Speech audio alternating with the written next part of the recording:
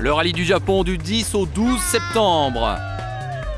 Retour dans le calendrier pour ce rallye où il y a toujours une superbe ambiance. Les fans sont très spectaculaires. Un rallye que Sébastien Loeb n'a remporté qu'une fois, où il n'a jamais été très à l'aise. Mais il pourrait donc y devenir champion du monde pour la 7e fois. On retrouve Peter Solberg. Malgré un début de grippe, c'est lui qui prend la tête du rallye à la fin de la première journée. Quant à Sébastien Loeb, eh bien, on a donc fait les comptes. Il a besoin de marquer 17 points de plus qu'Ogier pour être certain d'être champion. Mais il connaît un mauvais début de rallye et il pointe déjà à près d'1 minute de Solberg.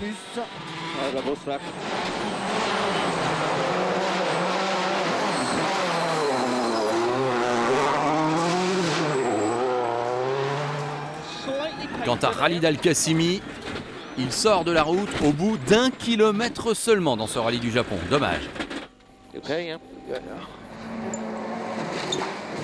La deuxième journée, Hirvonen et Ogier étaient les plus dangereux adversaires de Solberg. Eh bien, ils se font doubler par Latvala, qui en plus prend la tête du rallye carrément suite à une pénalité récupérée par Solberg pour départ anticipé dans une spéciale.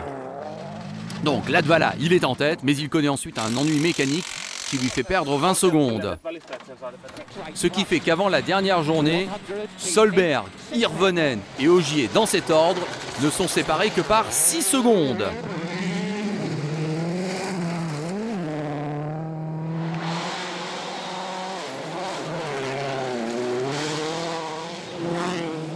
Alors on commence par Hirvonen, qui peut donc jouer la victoire, mais hélas il va connaître des problèmes hydrauliques.